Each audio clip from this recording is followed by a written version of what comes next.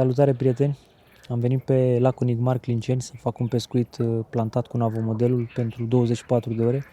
Știu că este un timp foarte scurt pentru a-mi face o părere. De obicei, pescuitul plantat necesită o perioadă mai lungă, dar atât mi-a permis timpul. Am pescuit o singură dată cu navomodelul pe Nigmar Clinceni, pe standul 19 anul trecut. Acum sunt pe standul 14. Acesta a fost liber când am sunat să fac rezervare. Este o partidă de test. Am venit să testez niște avertizori, să le fac un review.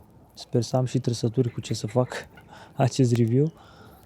Sunt niște avertizori cu care voi pescui în acest sezon. Dacă ai ratat clipul, te invit să arunci un ochi în ultimul clip înaintea acestuia.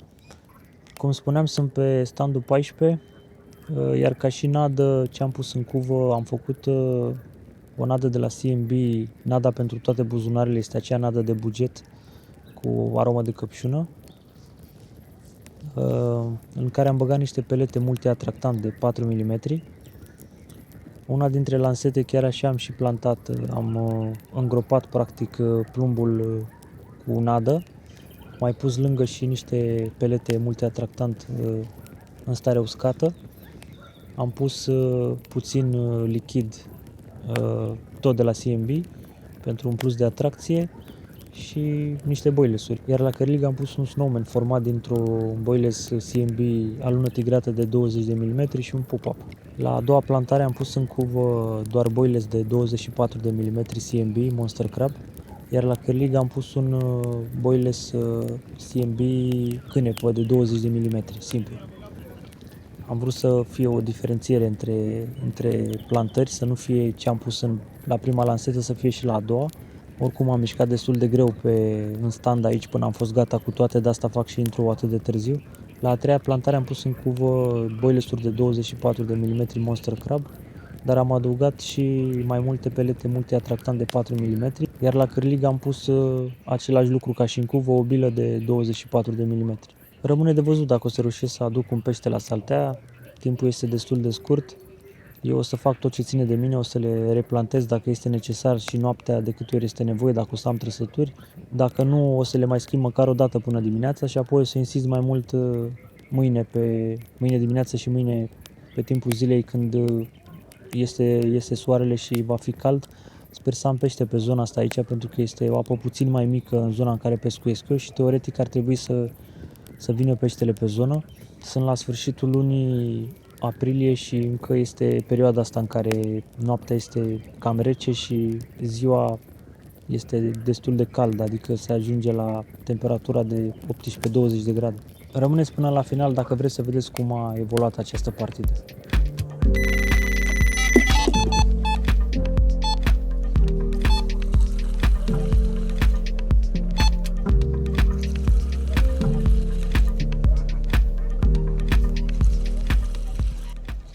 A venit și la mine prima prezentare. Ieri nimic, aseară nimic, noaptea nimic. E ora 10.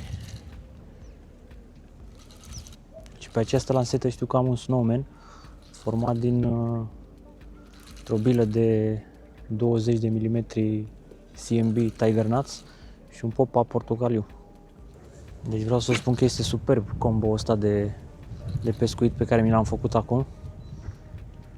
Cu lansetele astea de 3 metri și 3 livre Shimano TX2A, echipată cu mânetele Shimano CI4 Plus 5500 XTC. E un combo foarte ușor, foarte permisiv și este o plăcere să faci un drill cu acest combo.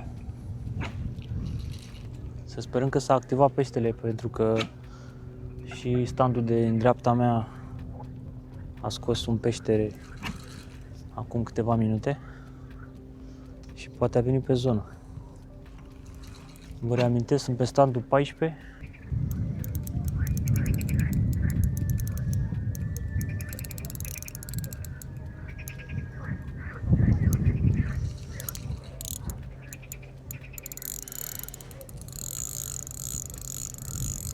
Este și apa destul de adâncă aici la mal. Încerc să ridic de mult poda, nici nu vreau să-l forțez. Lanseta este destul de permisivă. Se extinde? Da, asta e pe un snowman. Snowman? Da. Este pe o montură de 20 de centimetri blowback.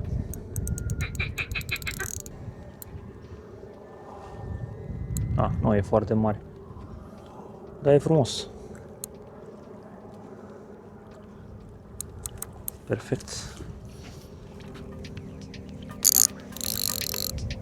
O să mai vin la saltea.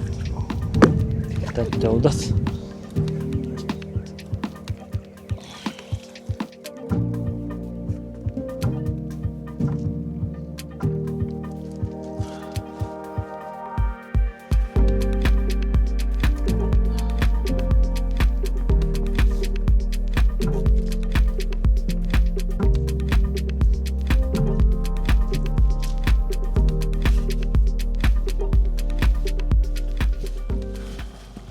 Înțepa perfect în buza de jos. Snowman-ul, cum v-am spus, cu un dumbbell de fapt este de 20 de mm CMB Tiger Nuts și un pop-up de 12 mm portocaliu pe o montură blowback. Pregătești tu cântarul ăla? Da.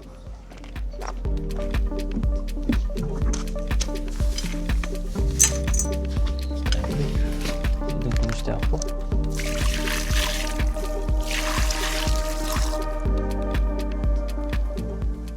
$11 kg. Cât are slingul?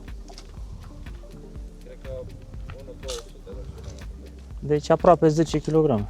Are 11.200. Aproximativ 10 kg are peștele.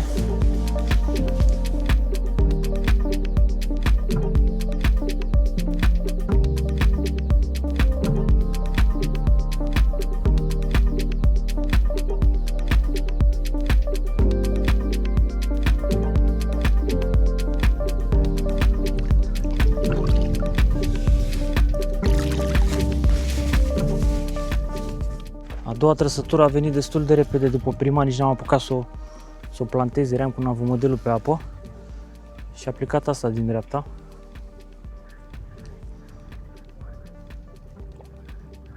Salontă? Parcă era salontă, nu? Așa pare, da. Galben așa. Auriu. Da, nu e salontă, nu e. E românesc.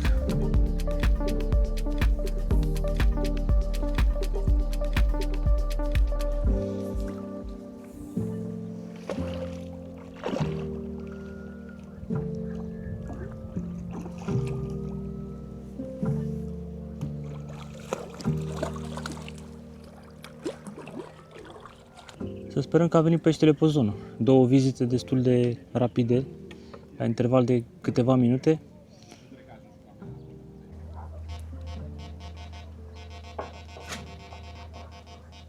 Din nou a plecat lanseta din stânga, cea cu snowman-ul de Tiger Nuts și pop-up portocaliu. În cuvă am pus bilele de 24 Monster Crab. Doar că a început un vânt foarte puternic. Cred că asta a și adus peștele. Nici măcar n-am schimbat snowman-ul la cârlig, l-am lăsat-o pe ăla. Am văzut că încă se ținea bine. Am verificat doar cârligul să înțepe bine, pentru că a fost foarte bine în gura peștelui pătruns și întotdeauna trebuie verificat vârful după un astfel de drill.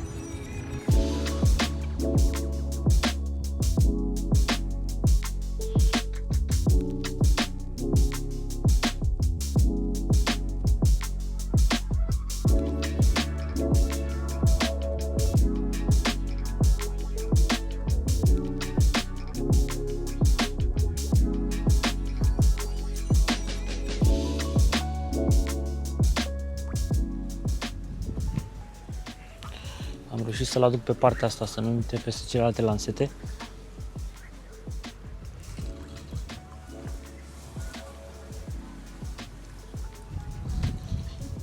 Doar că acum mai am un impediment cu stuful ăsta din stânga de aici. Sper să nu-mi intre aici, pentru că sunt niște lansete de 3 metri, sunt scurte și acesta este unul dintre dezavantaje când pescuiți cu lansete scurte. N-ai destul de multă pârghie ca să îl dai după stuf. Când dai stuf stânga-dreapta e riscant. Foarte bătăios și peștele ăsta. Dă din cap stânga-dreapta și îmi dă ceva emoții. Dar știu că dacă înțepa bine nu are cum să scape.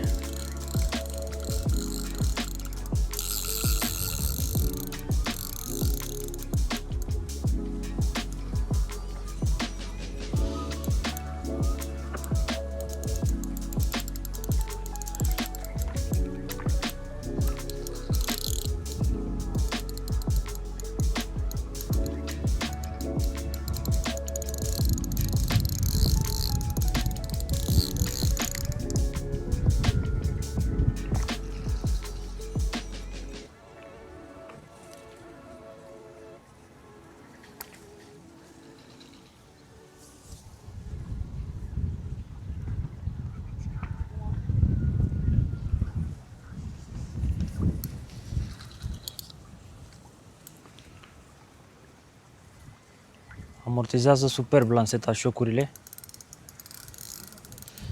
și astfel am certitudinea că obosește și el, nu numai eu. Obosim amândoi.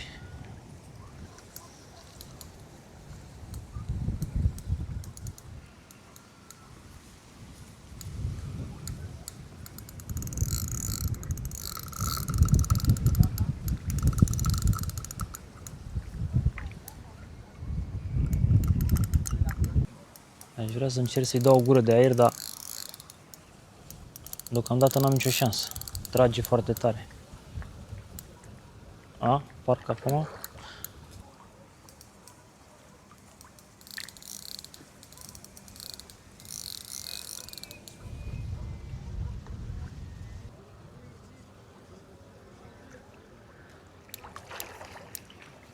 Se vede snowman-ul în gură. A văzut minciogul, s-a speriat.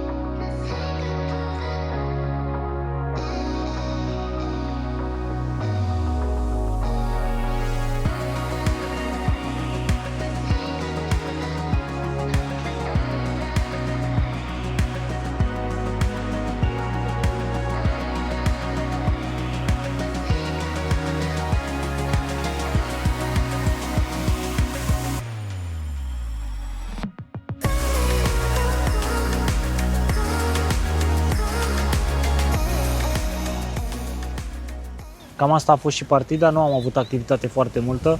Trăsăturile au fost puține, toată noaptea nu m-a deranjat nimic. După cum vedeți, a început un vânt foarte puternic și nu are rost să stau până la final.